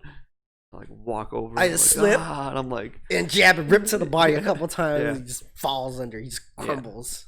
Yeah. Oh, speaking of boxing, did you hear that Callum Smith is going to fight Canelo Alvarez? I don't know who that is. Is. Okay, so Cottonmouth Smith is a super middleweight, also undefeated. I think he's got 7. Oh. So yeah, I think they're gonna fight Alvarez for the super belt when. But yeah, he's a pretty solid fighter. I think he's British. Brilliant. Yeah, he's like he's like roughly the same age as always, like 30. Competitive. Yeah, hopefully. Mm-hmm. Oh. It's good job. That would have been nice to watch. Speaking of fight nights, had the final UFC card for 2020. It was all that. Yeah, it was UFC on ESPN Plus Fight Night. Boy versus Neil Thompson. Neil something, I forgot. Patrick Harris. Yes. And then Jose Aldo versus Chito Vera was on the undercard for that one. Jose Aldo fight was pretty interesting to see him continue on his. Well, he lost to the champ Peter Yan for championship belt, but he looked pretty solid against the game Chito Vera. And the main event, they had Wonder Boy coming back from a year-long break. He broke his hands last year, both his hands, and came back. That guy's like just watching him, like footwork, hand switches, super fluid. That dude's a ghost. Like he just cuts angles like crazy. Like the guy's like, throwing a hook. He's already turned the corner and just like pushes him off out of the way. You're too close, man. Yeah, you're too close, man. So it was a good like mastery of like a guy taking enough time off to sharpen a sword and see how well he does. What weight classes you fight in? 170. So it's like whatever. Welterweight. Welterweight. Yeah, I never remember the fucking weight classes. Yeah, it was just kind of like masterclass in like footwork, because it's like kickboxing background, but he's like, I think he has a black belt in American Kempo, I think, and he has a very like karate, like very karate stance, like very wide, hands down, and a lot of movement, a lot of switching, a lot of kicks too. I never remember what Kempo is. It's kind of like judo, but not with more striking. It's Kempo is originally like a Chinese art. And there's like different sects of it, like Hawaiian Kempo, American Kempo. Is it a striking distance? For some reason, I thought it was. I'm thinking of Aikido. Totally different. Enkido? No, not Enkido. Aikido. That Krav Maga. Oh yeah. Hey, how's it going, brother? Oh man. It turned into a gas station. Apparently, I cut this guy off. I don't know how that happened. And he was yelling at me. I heard someone yelling and honking their horn. I turned my head. I see this guy with glass. Like, is that Keto? And he like started yelling at me, and I was like, "What the fuck?" And it's one of those moments where like, "Please come out, take a swing at me. I dare you." It's one of those things. The guy was like, fucking just yelling at me. I was like, I told him, I was like, "Oh, I'm sorry. Did I hit your car?" No. I was like, "How about you shut the fuck up and go away?" He's like, "You shut the fuck up." I was like, good one." And I told him, I was like, "Why don't you get your car?" And he kept on yelling. I was like, "All right, see ya, bye, go away." I just turned my back, and he started yelling. I was like, "You ain't gonna do shit." And I just fucking walked away. I was thinking about it. I was like, "Come on, just fucking come out of here." You want some of this right now? COVID, Mikey's getting antsy. The guy was probably like just on my ass when I made the turn. I was like, "There's no possible way that I could cut you off." It's just funny. Like since COVID, we've been friends like what, 3 or 4 years. Uh-huh. Since COVID, I have heard you say things like that more frequently. Like I had never up till COVID heard you say anything like I don't know what that guy's problem is. Like, he's lucky I didn't fuck him up. Like, I'll fuck that guy up. No, right? Like, I never say that. Not like that, but like that's the tone you have. Like, just like, fuck it, let's see what's up. Like, fuck you, pal, right? It's like, you never talk like that, but like, COVID, you're just like holding it in and people just being assholes. You're just like... Yeah, I would never swing at the guy first. No. I would just wait for him to take a swing. I was like, just come out of your car. This is what happens. I don't know that I've ever swung at someone first. Yeah. It's one of those things where someone's super aggressive, and I'm like, if you're gonna do something, just do it. I don't need all this barking. Just that's what I was told. Just come out of your car. Yeah. I have no problem doing that. Yeah.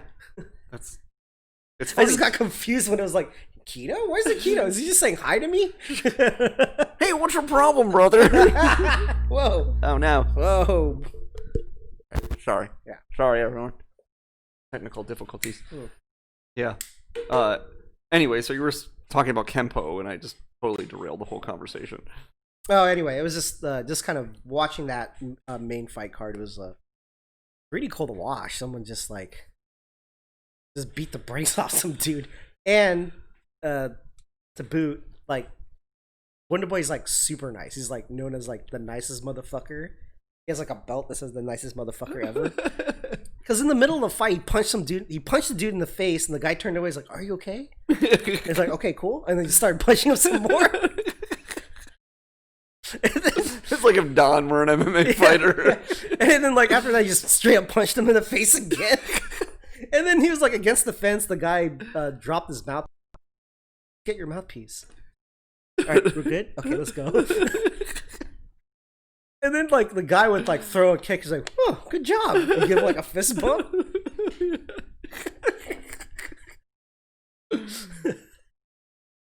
I guess he punched him in the gut and he started burping. He's like, it's awesome, dude. He's like, "You're too fucking nice, dude." Good fight, buddy. And it's like, "Hey, man, that was good. I just beat the brakes off you. Don't worry about it. I do that to everybody." Yeah, give him a kiss. Good job. Yeah. You're good. Good job, buddy. Now I'm just like imagining like Don fucking as an MMA fighter. He just looks like a friendly version of that guy, the Sandman. You remember that guy from those old movies, like the and shit. He was like he's just in that one Jean-Claude Van movie. He's named the Sandman. I don't know what the fucking actor's name is, but he for some reason fucking reminds me of Don. Oh, yeah. Yeah, I'm trying to see if I can find big him. old mitts. It's more like his face.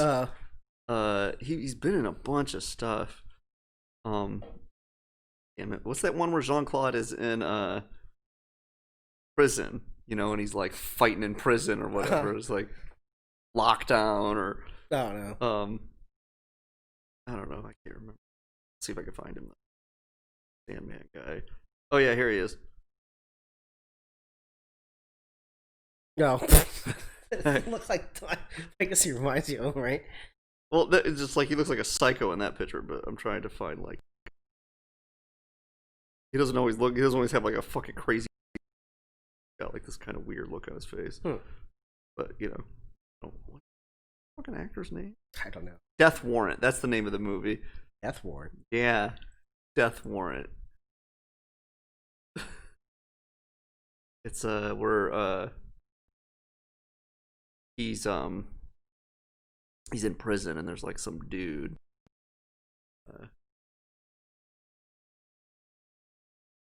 big mean dude and he's like called the Sandman.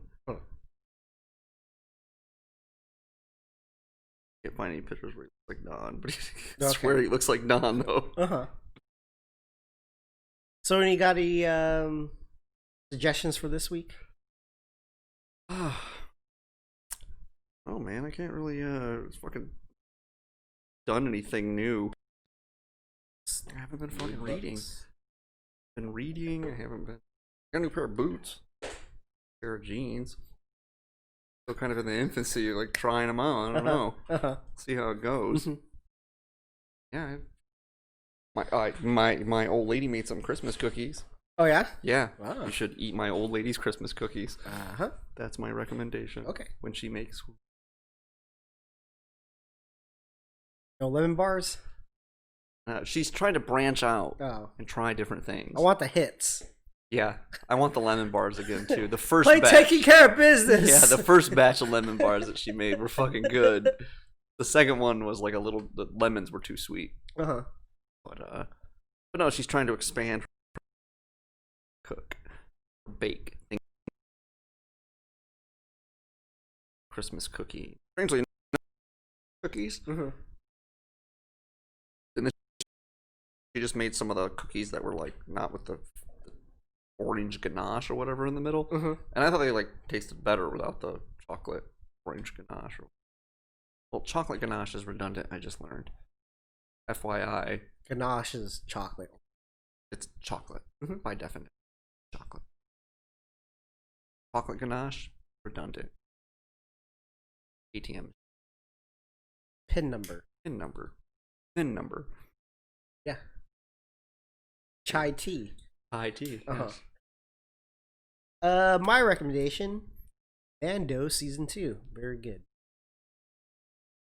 I've been getting turned off when I go to the fucking store because now that the fucking Baby Yoda character is in the show, it's just fucking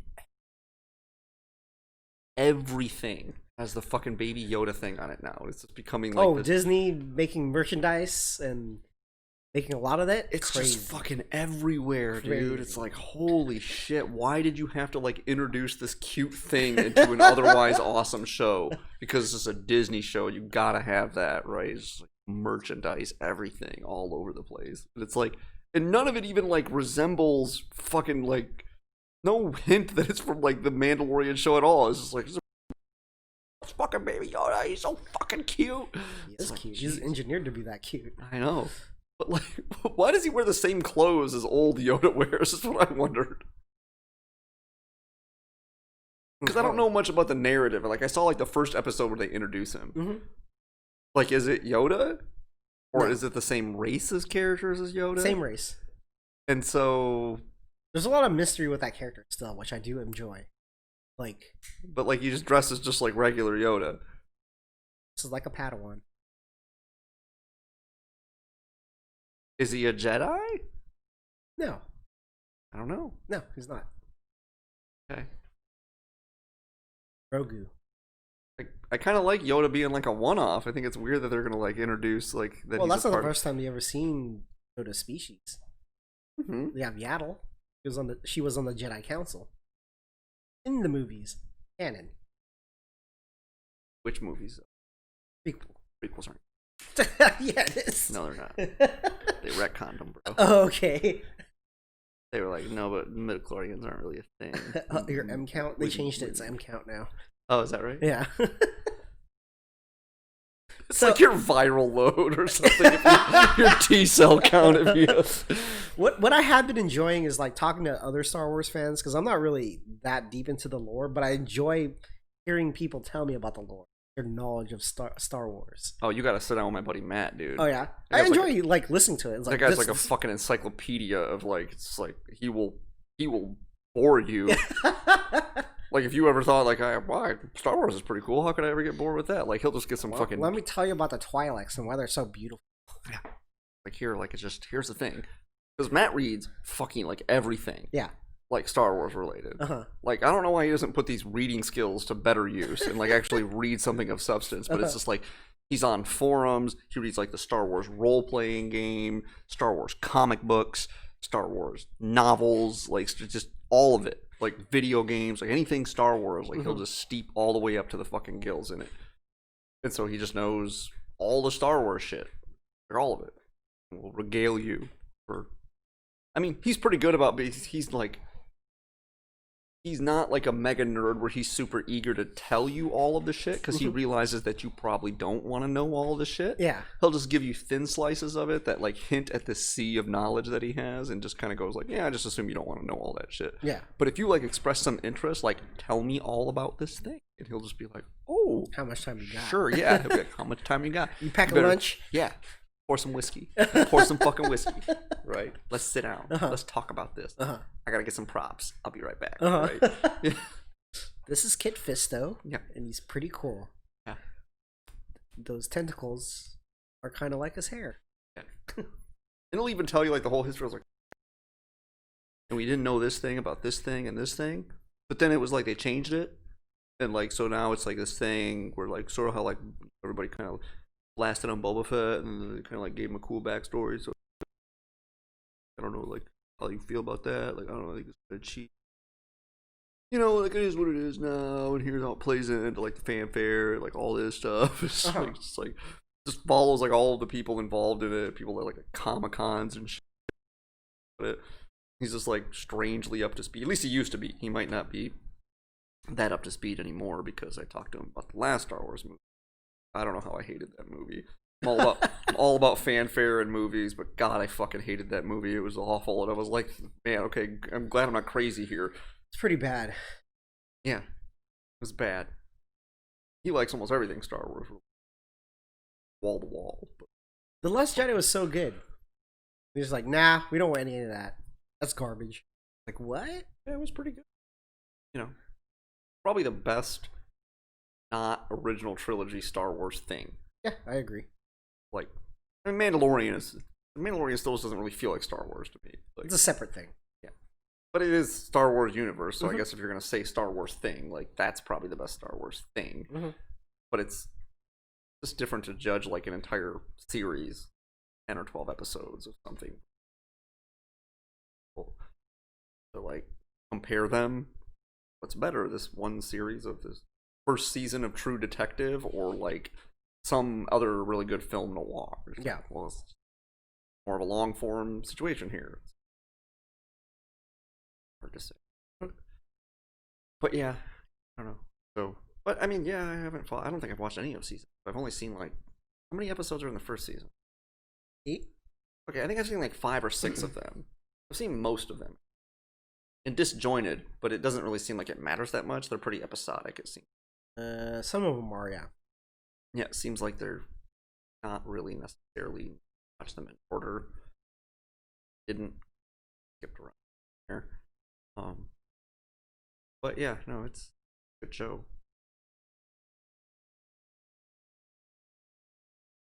Still haven't finished Raised by Wolves. I got like 2 episodes left. I gotta like get back on the saddle there. Yeah, I'm gonna catch up so we can talk about like the finale. Yeah. Apparently it gets fucking super weird according to my uncle. Okay. He was like, I'm okay with weird. He was like, I just typed what the F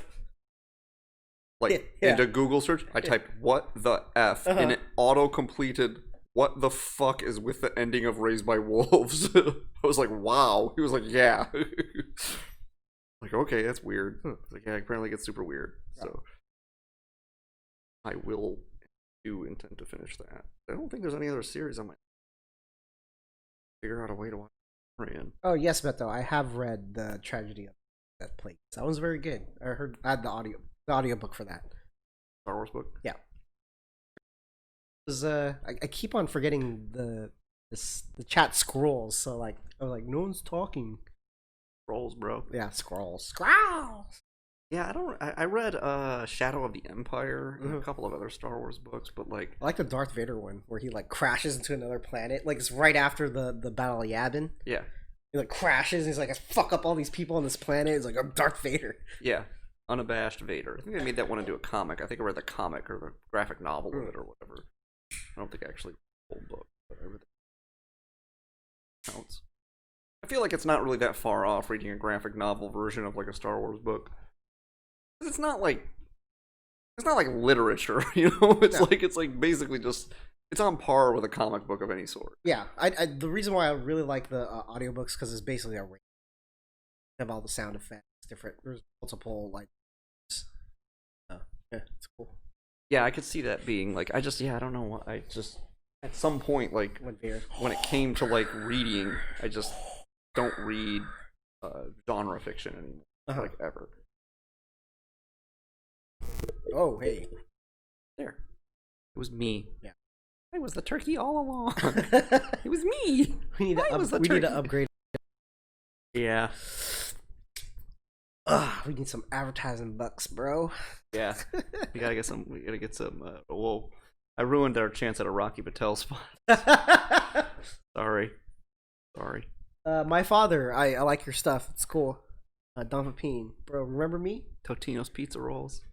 Oh, okay. We have to have the discussion now. Mm-hmm. Yeah, I bought a bag of pizza rolls. Oh right. Not as good as a pizza. I was like, You're wrong. I don't see where the fanfare is.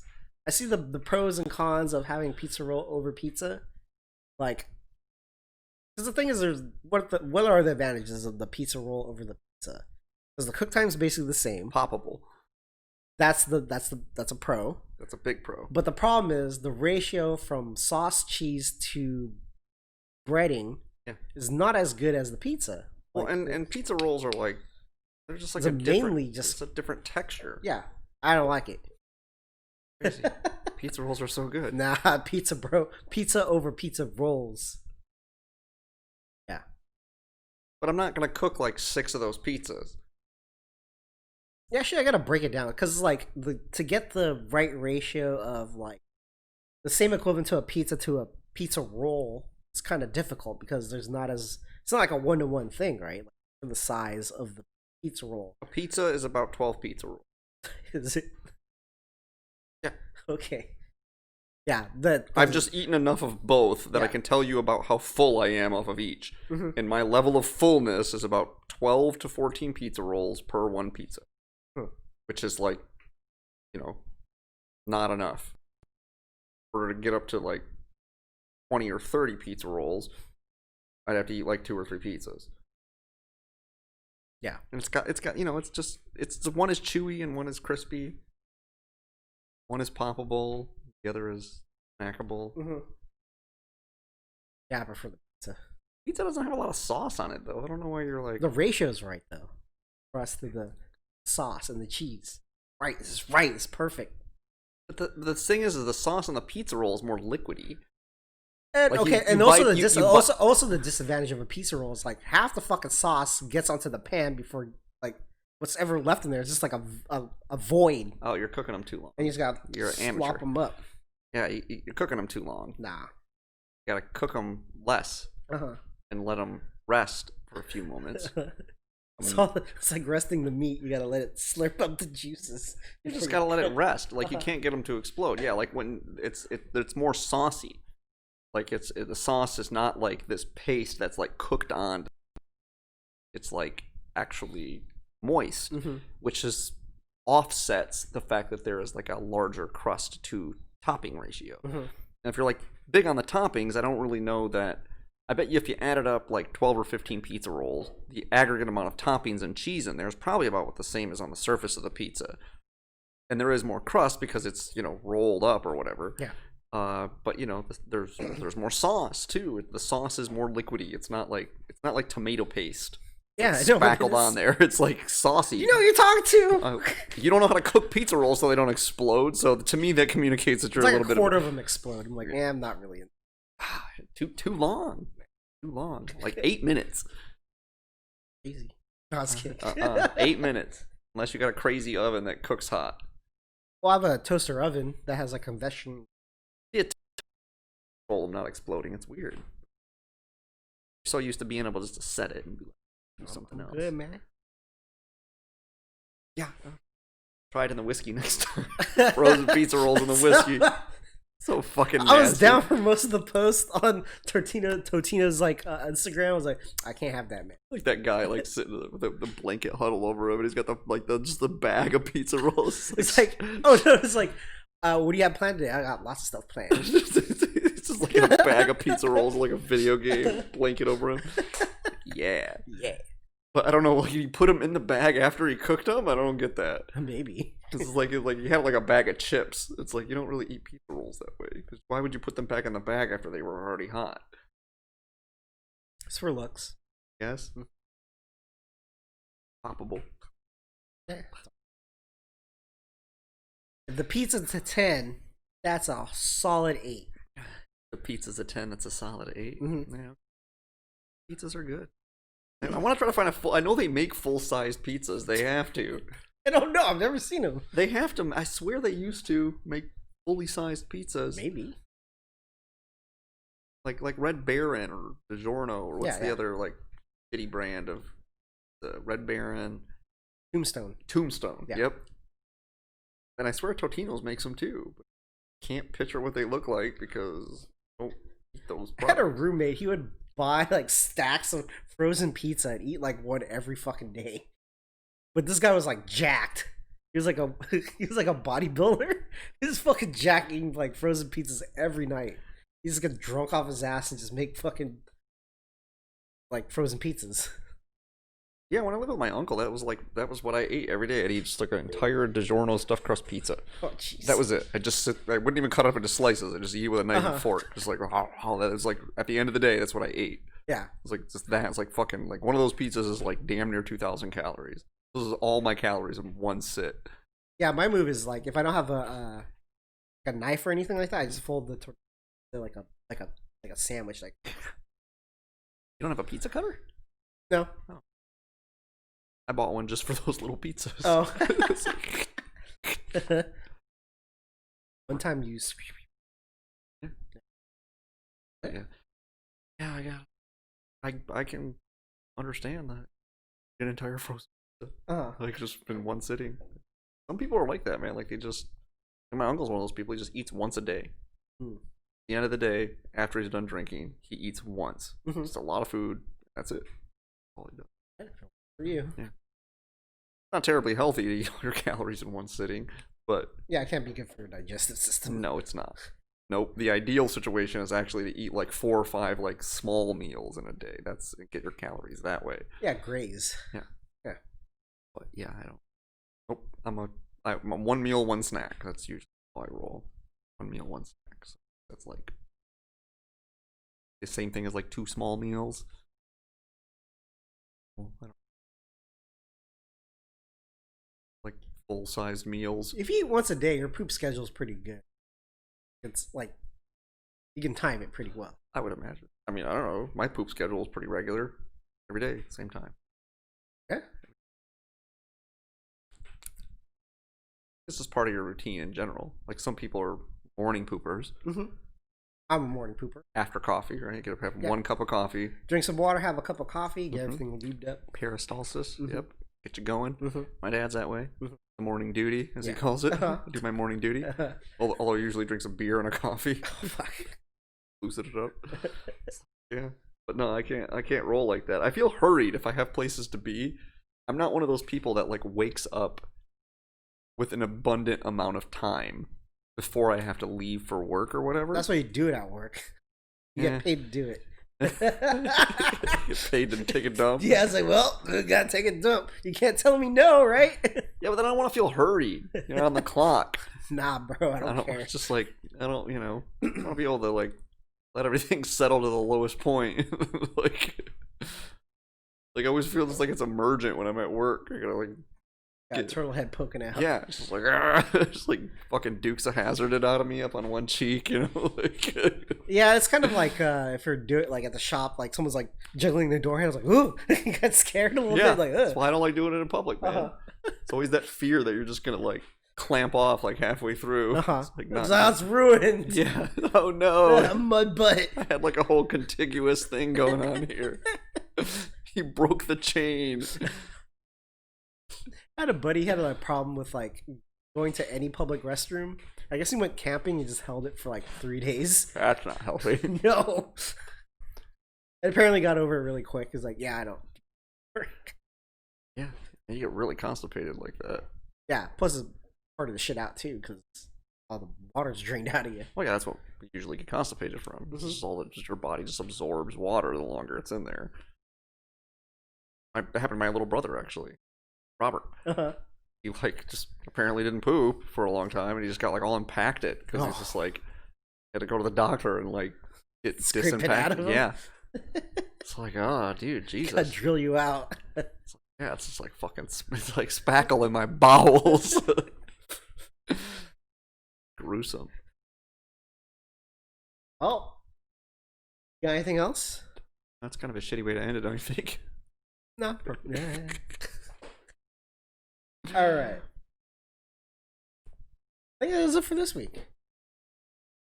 Oh, we didn't even talk about the Alvarez fight. Kind of curious how it's going to play out, but No, fight's already done, right? I don't know. I just saw that it was like happening tonight. I didn't. It has to end by now, because here's my gripe. Okay, here's another thing. I got one more thing. All right, one more thing. Like, It doesn't have to do with boxing, I assume. Well, yeah, that's my gripe about boxing, is that it always seems to me whenever I watch any of the undercards for a big fight, the fucking undercards are so boring. Or yeah.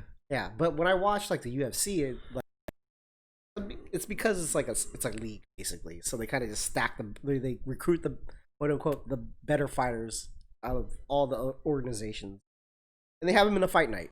And those fights turn out really good, really exciting for the most part.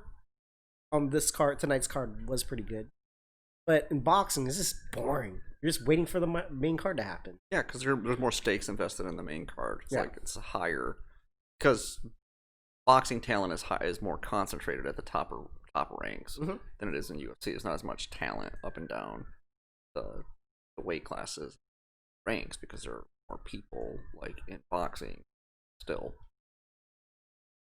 Yeah, I mean I don't know this. I heard about this fight a while ago and I fucking kept meaning to bring it up, and then I was like, oh, it's got to be coming up soon. I'll bring it up tonight.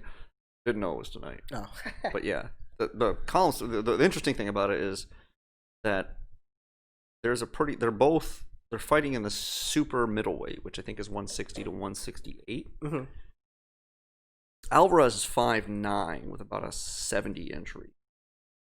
But Smith is 6'3" with like a 78 inch reach. Oh, holy shit. That's a big difference in reach. Fucking 8 inches of reach? Yeah. That's a big fucking difference. It's so... I mean, but it's fucking Alvarez, right? Like, that guy's a monster. So it's like, you know... There's such a big disconnect from, like, the way he looks, and then, like, me forgetting he's, like, Mexican. It's like, oh, whoa. You just get cut off guard like a redhead. Yeah, he doesn't look... his name doesn't jive with his, like, who he looks like. Yeah, but, you know...